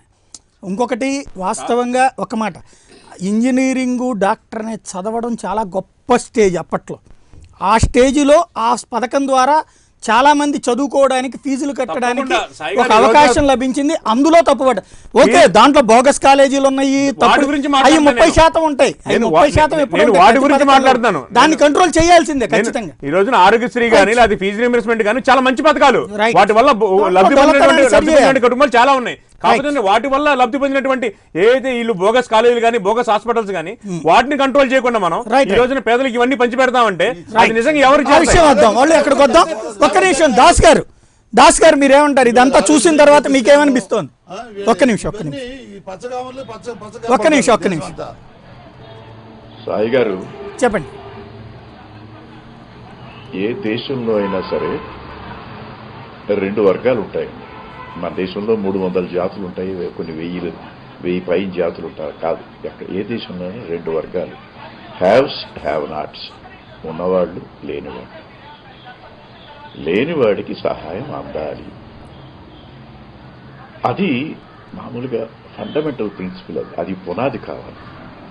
రెండవది, ఈ రాజకీయ నాయకులు యొక్క మైండ్ సెట్ మారాలండి. ఎంతసేపు మన డిస్కషన్స్లో ఈ దోషణలు, నువ్వు ఇలా చేసావు, నువ్వు అలా చేసావు, ఇది కాకుండా ఒక మైండ్ సెట్ మారి, ఇదిగోండి మేము ప్రభుత్వంలోకి వస్తే ఇది చేస్తాం, మేము ప్రజలకు ఇది చేస్తాం అని చెప్పండి. ఎంతసేపు ఏమవుతుంటే పరస్పర దోషణలు, దీంతోనే మొత్తం సమయం అంతా వృధా అయిపోతుంది. ఇకపై నుంచి అయినా సరే ఇదిగో మేము పదవిలోకి వస్తే లేదా మేము ప్రజలకి చేయదలుచుకున్నాము, ఈ ప్రణాళికలు చేస్తాము. అసలు ప్రణాళిక సంఘమే కాదండి, మనకు ఒక బహుశా దీని మీద ఒక చట్టం రావాల్సి ఉంది. ఏ నాయకుడు కూడా ప్రజలకి హామీలు ఇవ్వకూడదు. అవి శాసనసభల్లోనూ పార్లమెంట్లోనూ ఆ ప్రతిపాదనలు రావాలి. అంతేగాని రోడ్డు మీదకి వచ్చేసి మేము ఇది చేస్తాము అది చేస్తాము అంటే ప్రజల్ని ఏం చేస్తున్నారు మీరు? అదే మీరు జపాన్లోకి వెళ్ళి నీకు ఇది ఇస్తానంటే వై షుడ్ ఐ యాక్సెప్ట్? అసలు పని చేయకుండా నేను ఎందుకు తీసుకోవాలి? అసలు ఆ రకమైనటువంటి ఆత్మ గౌరవాన్ని చంపేస్తున్నామేమో మనం ప్రజల్లో. ప్రతి ఒక రిక్షా కార్మికుడు కూడా నేను కష్టపడిన దానికి నాకు డబ్బులు రావాలి, కష్టపడకుండా లోపం ఎక్కడుంది దాస్ గారు? ఇప్పుడు సింగపూర్ లో ఉచితంగా నగదు బదిలీ చేస్తామంటే వద్దని అక్కడ ప్రజలు తీర్పిచ్చారు ప్రత్యేకించి. జపాన్ లో అట్లాగే ఫ్రీ పథకాలని యాక్సెప్ట్ చేయరు. అక్కడ వాళ్ళకి ఉన్న పద్ధతి మన దగ్గర ఎందుకు రావట్లేదు? ఏ ప్రజలైనా సరే ప్రజల్ని అలా మనం తయారు చేస్తున్నామండి. ఏం చేస్తున్నామంటే ఇవాళ యథా ప్రజా తథా రాజా అన్నారు. అది కాదు, తిరగబడింది. అది యథా రాజా తథా ప్రజ, అది తిరగబడింది దురదృష్టవశాత్తు. ఇంకా మనం అంటే ఈ భారతదేశం ఇంకా వెనుకబడిన దేశాల్లోనే ఉండాలి. హెచ్డిఐలో ఇంకా 128వ స్థానమో 130వ స్థానంలోనే ఉండాలి. ఇంకా ఇందాక మీరు అన్నారే, చక్కటి మాట అన్నారు. ఏం చేస్తున్నాం మనం? సోమరిపోతులను తయారు చేస్తున్నావా? అసలు పని చేయకుండానే ఇంట్లో కూర్చుంటే నాకు డబ్బులు వస్తాయి, ఇంట్లో కూర్చుంటే అన్నీ వస్తాయి అనేటువంటి పరిస్థితి ఏర్పడుతుందా? అసలు డిగ్నిటీ ఆఫ్ లేబర్ అంటే రిక్షా తొక్కడం ఏమైనా తక్కువ? అది సరిగా పాఠాలు చెప్పనటువంటి ప్రొఫెసర్ కన్నా రోడ్డు పక్కన కూర్చొని చెప్పులు కుట్టే గొడారి చాలా ఉత్తముడు, గొప్పవాడు. నువ్వు పని చేయకుండా జీతం తీసుకుంటున్నావు. బాధ్యత కలిగినటువంటి వ్యక్తి నువ్వు పని చేయకుండా డబ్బులు తీసుకుంటున్నావు. నువ్వు కష్టపడి 5 రూపాయలకి 6 మాసాల వరకు మళ్ళీ ఆ చెప్పుకి ఏ రకమైనటువంటి ఇది రాకుండా కుట్టిస్తున్నాడు. అతను గొప్పవాడు, అతని పాదాలకి నమస్కారం చేయాలి. అతను ఈ కల్చర్ ని డెవలప్ చేయకపోతే కష్టం అండి. రాష్ట్రము బాగుపడదు, దేశము బాగుపడదు. రైట్, ఒకసారి పబ్లిక్ రెస్పాన్స్ చూద్దాం. భాను గుంటూరు జిల్లా నుంచి ఫోన్ లైన్ లో ఉన్నారు. భాను గారు చెప్పండి. నమస్తే సార్. నమస్తే, చెప్పండి. ఇక్కడ గుడ్ మార్నింగ్ సార్. మార్నింగ్, చెప్పండి. నేను నాకు తెలిసినంత మటుకి అందరు డిబేట్లో మాట్లాడినప్పుడల్లా నాకు చిన్న డౌట్ వస్తుంది. అందరూ ఉపాధి హామీ పథకాలు ఇవన్నీ పథకాలు పెడుతున్నారు, కానీ దీంట్లో 70% అసలు ఎవరికి చేరదు. 70% ఏ ప్రజాప్రతినిధులకు కానీ తప్పితే ప్రజలకు చేరదు. ఇంకోటి ఏంటంటే ఈ ఎన్నికలు వచ్చే టైంకి అందరూ కలిసి ఏదో ఇవి ఇస్తాం అది ఇస్తామని మనుషుల్ని మభ్య పెడుతున్నారు. కానీ ఈ విషయాన్ని అందరికి తెలుసు. కానీ ప్రతి పీపుల్ ఓటేసి ప్రతి వ్యక్తి తన బాధ్యత వదిలేసి డబ్బులు ఇవ్వగానే ఎవరికి ఓటేయాలంటే వాళ్ళకి ఓటేస్తున్నారు. అలా కాకుండా మామూలుగా ఆంధ్రప్రదేశ్ అభివృద్ధి చెందాలంటే ముందుగా నువ్వు మనిషి కరెక్ట్ గా పర్సన్ నిజాయితీగా ఉంటే మొత్తం సొసైటీ బాగుపడుతుంది సార్. కానీ ఇలాంటివి కాకుండా అసలు ఏంటంటే ఎవరికి నచ్చినట్టు వాళ్ళకు ఈ కులాలు పిచ్చితో డబ్బు పిచ్చితో వేసేవాళ్ళు చాలా మంది ఉన్నారు sir. Right. Thank you Bhanu గారు. సోమేశ్వరరావు హైదరాబాద్ నుండి ఫోన్ లైన్లో ఉన్నారు. సోమేశ్వరరావు గారు చెప్పండి. మార్నింగ్ అని చెప్పండి సార్. ఇది మన జగన్ గారు నిన్న హామీలు ఇచ్చి చూస్తుంటే లాస్ట్ టైం వాళ్ళు ఆ రైతు రుణమాఫీ హామీ ఇవ్వలేదని చాలా బాధపడుతున్నట్టుగా ఈసారి ఇష్టం వచ్చినట్టు హామీలు చెప్పండి. దానికి పశ్చాత్తాపంగా పడి చాలా 5 ఏళ్ళు విషయం మనం ఒక అబద్ధం హామీ ఇచ్చి ఉంటే మనకి అధికారం దక్కింది కదా అన్నట్టుగా వాళ్ళు ఫీల్ అయ్యారండి. బాగా ఫీల్ అయినట్టు అనిపిస్తుంది. ఒక్క నిమిషం పూర్తిగా వినండి, పబ్లిక్ స్పందన కూడా వినండి. ఈసారి ఎన్ని హామీలు ఇచ్చినా పర్లేదు అన్నట్టుగా ఉందండి. అందుకని ఇష్టం వచ్చినట్టు ఇస్తున్నారు. కాదంటే వీళ్ళు నిజంగా బీసీలు ఎస్సీ ఎస్టీలు వీళ్ళంతా డెవలప్ చేయాలంటే రాజ్యాధికారమే ఇవ్వాలండి. ఇవన్నీ స్థాయిలాలు ఇవన్నీ ఇస్తే వేస్ట్. ఏమన్నా 2-2.5 సంవత్సరాలు ఏమైనా సీఎం పోస్ట్ ఇవ్వగలిగితే ఆ పార్టీ చాలా మంచిది. థ్యాంక్ యూ వెరీ మచ్ అండి సోమేశ్వరరావు గారు.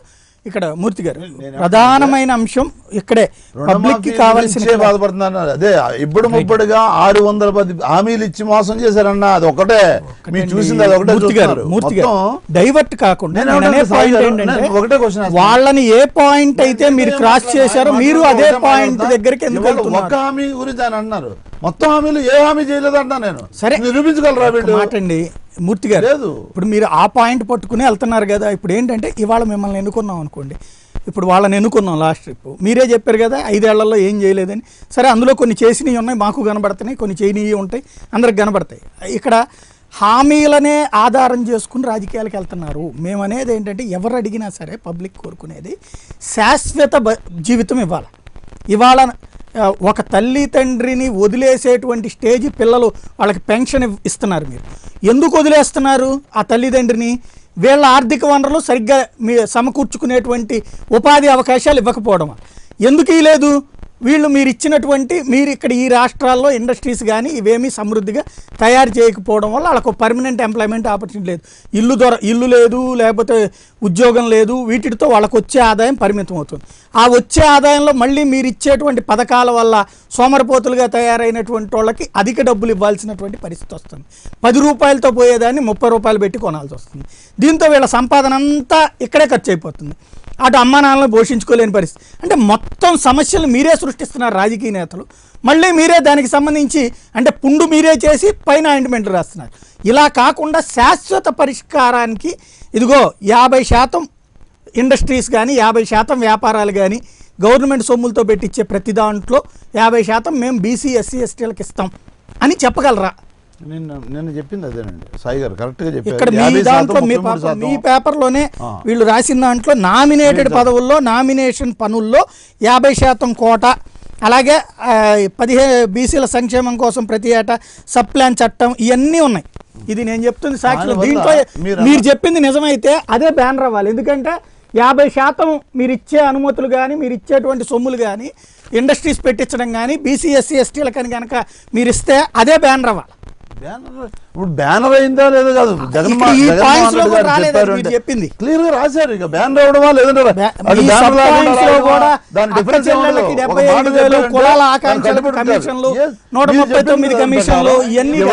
రాష్ట్రంలో ఉన్న 50% ప్రజలు ఇవాళ ఇండస్ట్రీస్ అయితే ఇది ఇట్లా దోపిడీ వ్యవహారం ఉంటది.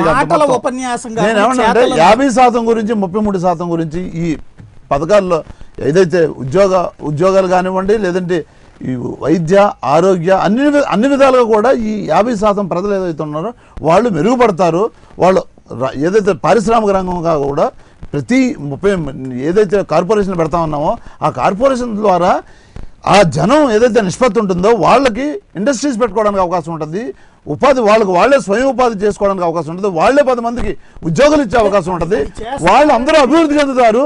అంటే మొత్తం జగన్మోహన్ రెడ్డి గారి మాట సార్, నేనేమన్నా చెప్పడానికి, ఆయన చెప్పాడంటే మనం తెప్పడైనా చేసి చూపిస్తాడు. 50% మంది ఈ బీసీల్లో జరిగితే ఇక మిగతా వాళ్ళని కూడా అదే విధంగా ముందుకు తీసుకువెళ్తాడు. అప్పుడు రాష్ట్రం సర్వతోముఖాభివృద్ధి జరుగుతుంది. ఎలా 2,80,000 కోట్లు అప్పుల పడదు, దోచుకునే పరిస్థితి ఉంటుందని చెప్పారు. శ్రీనివాస్ గారు, మీరు ఏమన్నా ఇచ్చారా ఇప్పటిదాకా? ఈ 5 ఏళ్లలో మీరు రాజధాని ప్రాంతంలో స్టార్ హోటళ్ల నుండి ఇండస్ట్రీస్ కానీ సాఫ్ట్వేర్ కంపెనీలు కానీ ఇవన్నీ ఇచ్చారు. వేల కోట్ల రూపాయలు వాళ్ళకి సబ్సిడీల రూపంలో క్యాష్ ఇచ్చారు, ప్రోత్సాహకం రూపంలో ఎదురిచ్చారు.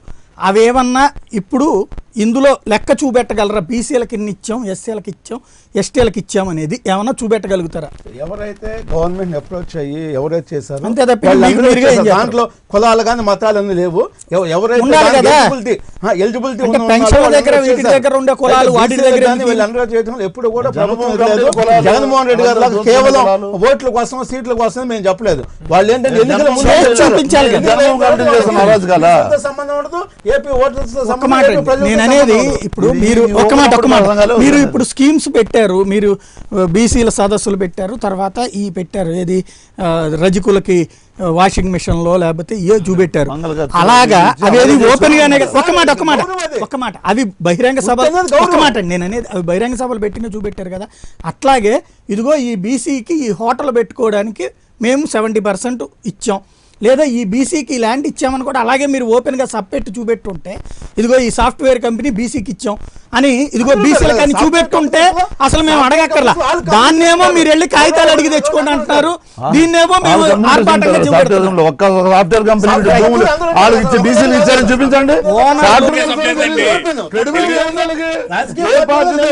వాళ్ళు చేస్తేనేమో అది కాదు, ఒక చంద్రబాబు గారు చేస్తేనేమో క్రెడిబిలిటీ ఉంటది. అగ్రకులానికి సంబంధించిన అది కాదండి. ఒక్క మాట అది కాదు. మీరు ఇంతకు ముందు థర్డ్ ఫ్రంట్ తరపున గెలిచారు, తర్వాత మళ్ళీ ఎన్డీఏ తరపున గెలిచారు, మళ్ళీ ఇప్పుడు యూపీఏకి వచ్చారు, మళ్ళీ ఇప్పుడు ఇంకొక వైపుకి వెళ్తున్నారు. అంటే మీరు చేసేదేమో క్రెడిబిలిటీనా? బీసీ నాయకుడు చేస్తేనేమో భూత, మీరు చేసేది నీతి, వాళ్ళు చేస్తే భూత.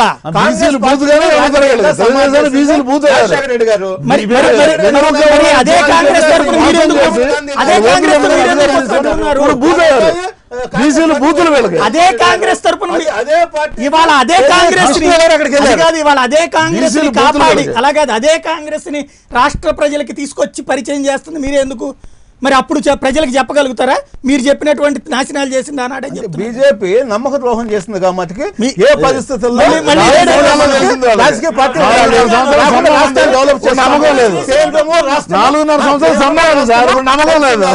కేంద్రం నుంచి మనం సపోర్ట్ చేయకుండా నేను ఒకటే అడుగుతానండి, మీరు మమ్మల్ని మోసం చేశారా లేకపోతే మీరు మోసపోయారా? 40 సంవత్సరాల అనుభవం ఉన్నటువంటి వ్యక్తి, 40 సంవత్సరాల రాజకీయం తెలిసినటువంటి వాళ్ళు 4.5 ఏళ్లుగా అన్నీ వచ్చేసినాయి, ఇంతకంటే ఎవరు తేలేరు, ఎవడన్నా చూపించండి, నన్ను ఎడ్యుకేట్ చేయండి అని చెప్పింది తప్ప, లేకపోతే ఇవాళ రావట్లేదు మమ్మల్ని మోసం చేశారనేది తప్ప? ఏది తప్పు? అంటే ఎవరు మోసం అంటే 4.5 ఏళ్ల నుండి మీరు మమ్మల్ని మోసం చేస్తూ వచ్చారా, లేకపోతే మీరు మోసపోయానని చెప్తే ఇంకా అనుభవానికి అర్థం ఏంటి? మీరు మోసపోవడం అంటే మీ అనుభవం వ్యర్థమై ఉండాలి, లేదా ఆనాడు వచ్చినవి ఇచ్చారు అని చెప్తే ఇవాళ ఇవ్వలేదని చెప్తే మీరు మమ్మల్ని మోసం చేసినట్టు. ఏది నిజం? ఒక్క విషయం సార్, 4.5 సంవత్సరాల్లో ఏదైతే మనకి ఇస్తామన్నారో వాటిని వాళ్ళు ఇమీడియట్ గా చేయకుండా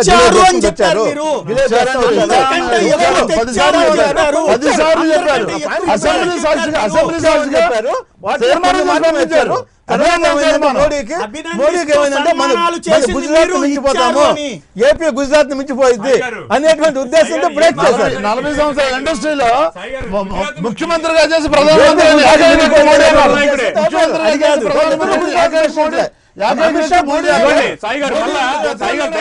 దయచేసి ఇక్కడ చెప్తున్నా, మళ్ళా ప్రాంతీయ భావం ఈ ఏర్పాటు వాదం ఇవి తలకని వాళ్ళకి ఏంటంటే గుజరాత్ అభివృద్ధి చెందింది. ఒక్క నిమిషం ఇక్కడ నేను అనేది ఏంటంటే, అసలు నరేంద్ర మోడీ హయాంలో గుజరాత్ అభివృద్ధి చెందలేదని నిన్న ముఖ్యమంత్రి గారు చెప్తున్నారు. మరి నరేంద్ర మోడీ హయాంలో అభివృద్ధి చెందని గుజరాత్ కోసం ఇవాళ దాన్ని డెవలప్ చేయడం కోసమని మళ్ళీ మీరు ఎందుకు చెబుతున్నారు? ఇక్కడ నరేంద్ర మోడీ హయాంలో అభివృద్ధి చెందలేదు, అప్పటి నుంచి దెబ్బతింది. అన్నదేంటి? నిన్న చంద్రబాబు గారు చెప్పిన స్టేట్మెంట్ ఏంటి? నరేంద్ర మోడీ రాకముందు గుజరాత్ అభివృద్ధిలో ఉండేది, నరేంద్ర మోడీ వచ్చాక పోయిందని చెప్పారు. అంటే నరేంద్ర మోడీ వచ్చాక ఫెయిల్ అయినటువంటి గుజరాత్ని ఆ గుజరాత్ కింద దానికోసం రాష్ట్రాన్ని నాశనం చేస్తున్నాను. మళ్ళీ ఇంకొక పాయింట్ అంటే ఏమన్నాయంటే ఆ రోజు మోడీ గారు గుజరాత్ ని పట్టించుకోలేదు కాబట్టి ఈ రోజు ఆయన డెవలప్ చేయాలనుకుంటున్నారు. కానీ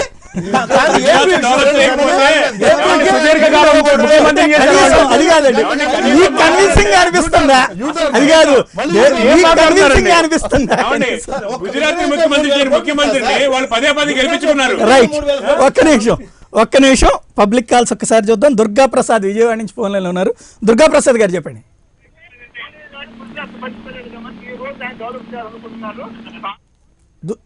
దుర్గా ప్రసాద్ గారు, హలో దుర్గా ప్రసాద్ గారు చెప్పండి. సార్ వినపడుతుందా సార్? చెప్పండి. మీ టైం లో గ్యాప్ వచ్చింది, టైమింగ్ లో గ్యాప్ లేదు sir. Welcome back. Thank you very much అండి.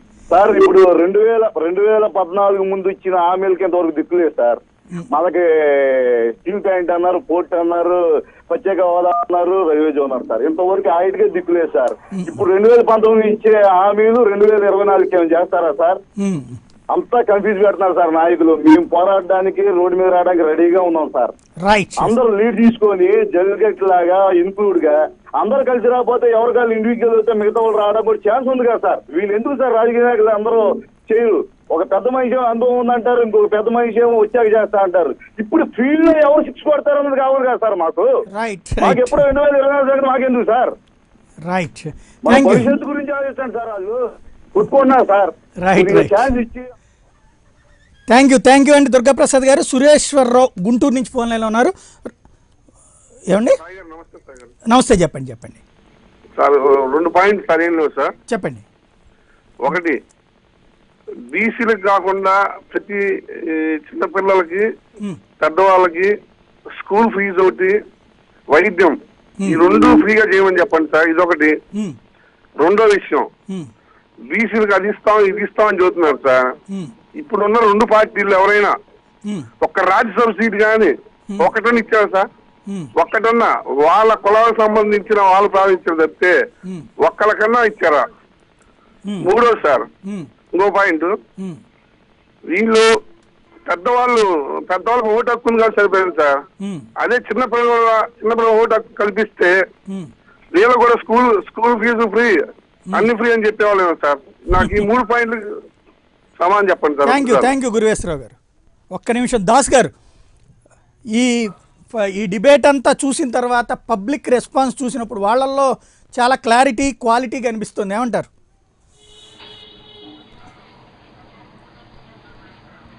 ప్రజలు నిశ్శబ్ద పరిశీలకులు, సైలెంట్ అబ్జర్వర్స్ చూస్తున్నారు.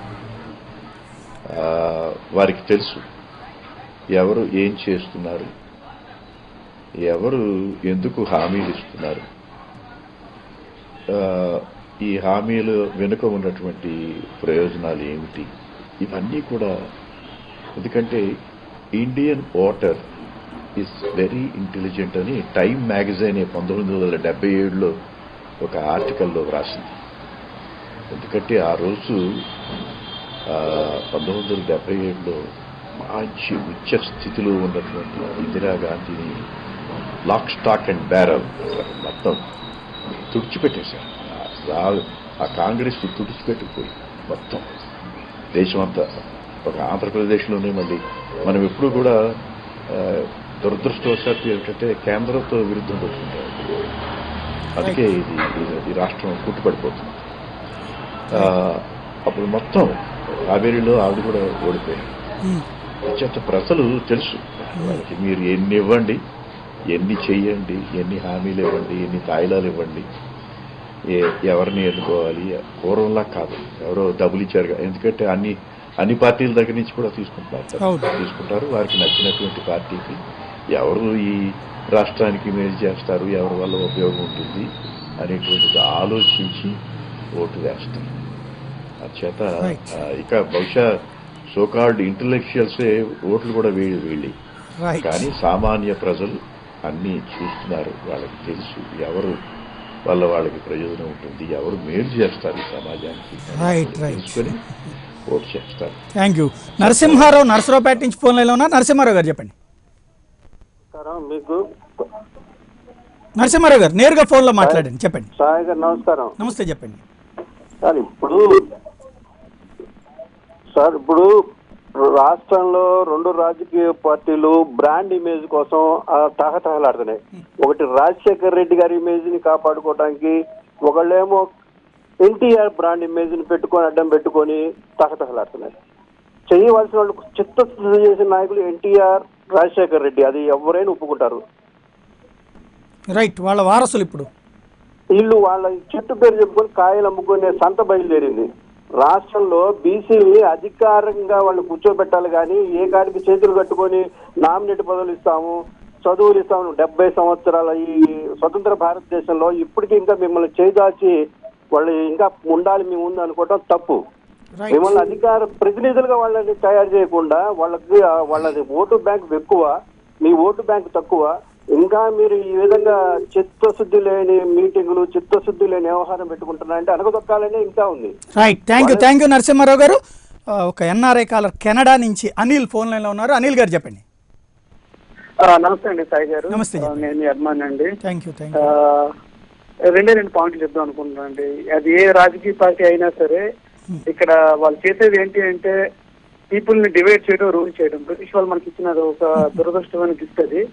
దాన్ని వీళ్ళు క్యారీ చేస్తున్నారు, కులాలుగా విడగొడుతున్నారు, ప్రాంతాలుగా విడగొడుతున్నారు, కానీ ఎదగనీయట్లేదు. ఎంతసేపు వాళ్ళ పిల్లలే తప్ప బయట వాళ్ళు ఎవరిని ఎదగనీయరు. ఇంకొక చిన్న ఏంటి అంటే వీళ్ళందరూ చేసేది కన్వీనియంట్ గా మన చేత ఒప్పిస్తున్నారు. ఈ government education waste, government hospitals waste, ఇవన్నీ మన చేత ఒప్పిస్తున్నారు. దయచేసి వీళ్ళ నేనందుకు ఏ పార్టీని చేయదలుచుకోలేదు, పేరు పెట్టదలుచుకోలేదు. ఇప్పుడు మా నాన్నగారు డాక్టర్ అని చెప్పి నా చేత వైద్యం చేయించుకుంటారండి వీళ్ళు. అదొక్కటేనండి. Right, thank you very much అండి అనిల్ గారు. ఫైనల్గా ఇక్కడ ప్రజలలో అయితే చాలా ఇవాళ కాలర్స్ మాట్లాడినటువంటి వాళ్ళలో చాలా పరిపక్వతతో మాట్లాడారు, చాలా స్పష్టంగా. మీరు ఇచ్చుకునేటువంటి హామీలన్నీ ఒక ఎత్తు, కావాల్సింది శాశ్వత అభివృద్ధి అనేటువంటిది. ఆ శాశ్వత అభివృద్ధి వైపుకి వెళ్తారు లేదుగా, టైం తక్కువ ఉంది, సూటిగా చెప్పండి 1 minute. యాక్చువల్గా సాయి గారు ఇవాళ కాల్స్ చాలా క్వాలిటేటివ్ కాల్స్ వచ్చాయి. నాకు తెలిసి వీళ్ళు కొంత అంటే కొన్ని కాల్స్ వాళ్ళు ప్రీఫిక్స్డ్గా వేసి మాట్లాడినవి కొన్ని ఉన్నాయి, ఓకే. కానీ majority of the calls matured questions ఉన్నాయి. నేను అడిగేది ఒకటే, ఈ మొత్తం ఈ మొత్తం కాలర్స్లో మెచ్యూర్డ్ క్వశ్చన్స్ ఏవైతే అడిగారో మిగతా వదిలేయండి. వాళ్ళు ఒక్కసారి జగన్మోహన్ రెడ్డి గారి ప్రసంగం ఆద్యంతం చూస్తే నిన్న జరిగిన దాని గురించి ఇది డిబేట్ కాబట్టి వాళ్ళ చూస్తే ఈ ప్రశ్నలంటికి ఆ ప్రసంగంలో సమాధానం ఉంది. ఇవాళ 50% మందికి ఏ విధంగా ముందుకు తీసుకెళ్ళాలి, అభివృద్ధి చెందాలి. వైద్యం అన్నాడు, వైద్యం గురించి మాట్లాడాడు. నిన్న ఆరోగ్యం అన్నాడు, ఆరోగ్యం గురించి మాట్లాడాడు. గవర్నమెంట్ డెవలప్ చేయమంటున్నారు, గవర్నమెంట్ స్కూల్స్, గవర్నమెంట్ హాస్పిటల్స్ గురించి నేను అదే అంటున్నా. వైద్యము, విద్య, ఈ 2 ప్రధానంగా ఈ 50% మందికి అంటే అందరికీ వెళ్ళాలి.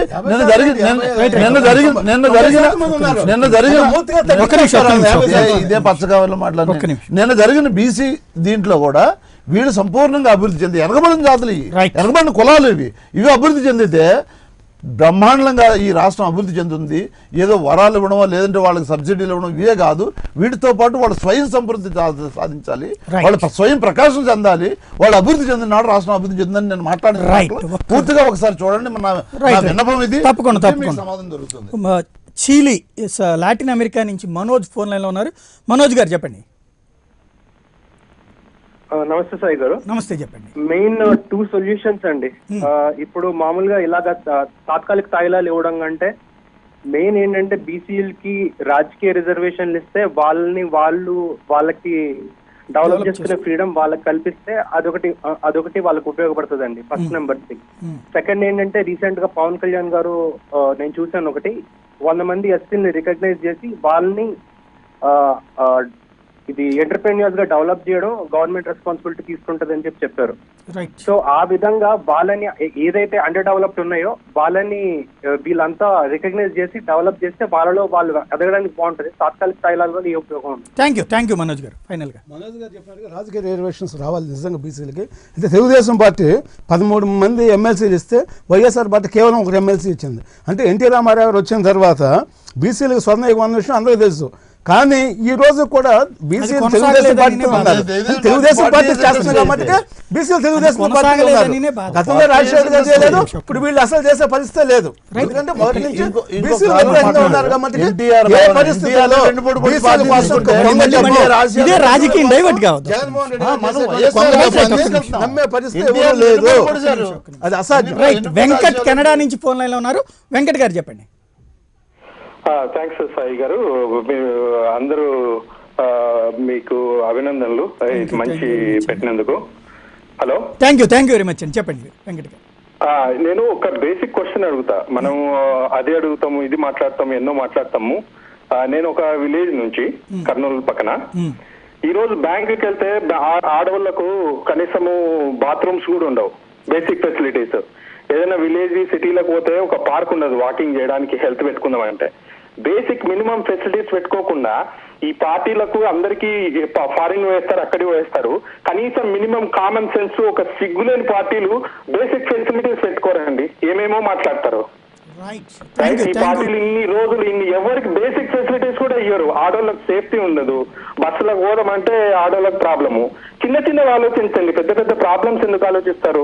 Society problem, social responsibility, plastics ఉన్నాయి. ఎక్కడన్నా ఒక టెంపుల్ పోయినామంటే ఎక్కడ చూసినా చెత్త ఉంటది.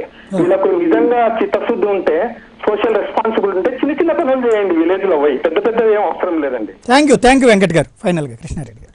ఈరోజు ఇప్పుడు నిజంగా ఇప్పుడు చాలా వాల్యుబుల్ పాయింట్ అండి వెంకట గారు చెప్పింది. ఎందుకంటే గతంలో మనం చెప్పుకుంటాం, ఒక ఇందిరాగాంధీ గారు శక్తివంతమైన మహిళ దేశాన్ని పరిపాలించింది.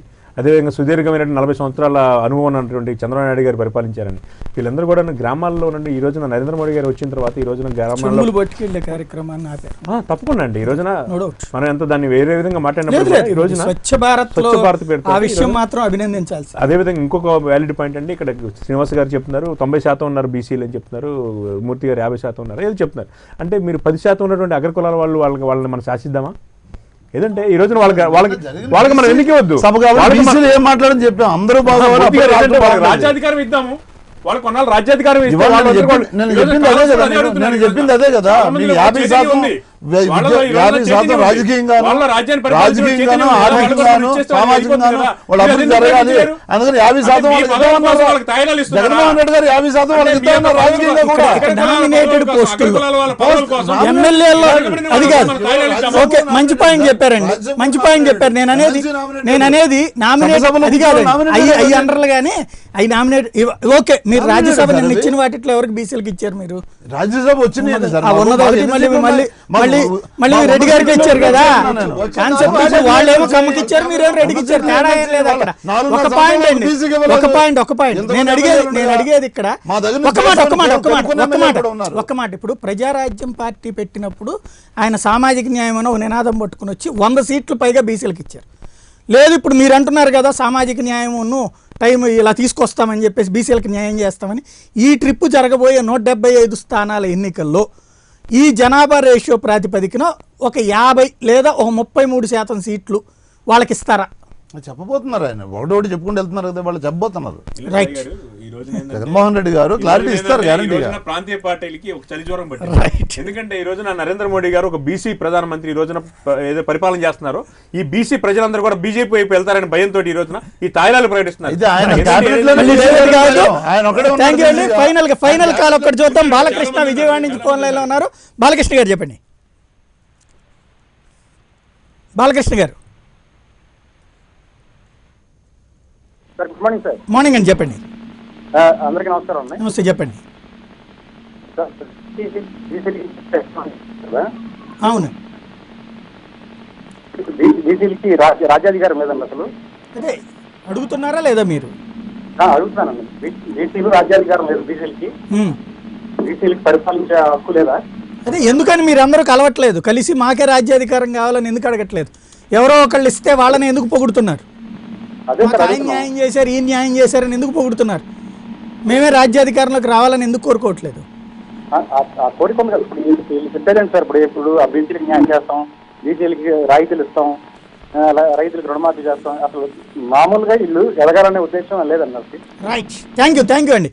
ఫైనల్గా దాస్ గారు కంక్లూడ్ చేస్తూ, ఈవేళ బీసీలకి సంబంధించి ఇట్లాంటి రాజ్యాధికారం ఇచ్చే పరిస్థితులలో పార్టీలు ఉన్నాయా?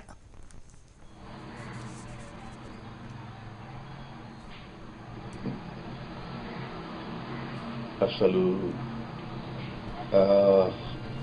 ఈ వర్గ విభేదాలు ఎందుకో రాష్ట్ర ప్రగతికి కానీ దేశ ప్రగతికి కానీ మంచిది కాదన్న అభిప్రాయం. నిజంగా ఏ వర్గానికి చెందిన యోగ్యుడు మంచివాడు ఈ రాష్ట్రాన్ని అభివృద్ధి చేస్తాడు, కొన్ని మంచి సిద్ధాంతాలతో ఉన్నటువంటి మనిషి అని ఆలోచించి ముఖ్యమైనటువంటి ఆ పదవిని, ఆ ముఖ్యమంత్రి పదవిని ఇస్తే బాగుంటుందన్న అభిప్రాయం. థ్యాంక్ యూ వెరీ మచ్ అండి దాస్ గారు, కృష్ణారెడ్డి గారు, వేల్పూరి శ్రీనివాస్ గారు, నారాయణమూర్తి గారు. ఇది పరిస్థితి. మొత్తం మీద చూస్తే అకస్మాత్తుగా రాజకీయం రూపు మారింది. ఆ రూపు మారుతున్నటువంటి దాంట్లో అత్యధిక జనాభా ఉండి అతి తక్కువ అవకాశాలు పొందుతున్నటువంటి బీసీలని అభివృద్ధి చేస్తామని ఇప్పటిదాకా అధికారంలో ఉన్నటువంటి తెలుగుదేశం అంటోంది, అధికారం కావాలనుకుంటున్నటువంటి వైసీపీ అంటోంది. ఎవరి మాటల్ని నమ్ముతారు? తామే అధికారంలోకి రావాలని కోరుకుంటారా, లేదా ఈ నేతల మాటలు విని వాళ్ళ వెంట తిరగాలని కోరుకుంటారన్నటువంటిది రానున్న రోజుల్లోనే తేలాల్సి. ఇదే అంశానికి సంబంధించి చర్చ. తాజా అప్డేట్తో సరికొత్త మరి కాసేపట్లో మేము ఉంటుంది. చూస్తూనే ఉండండి ప్రైమ్ 9.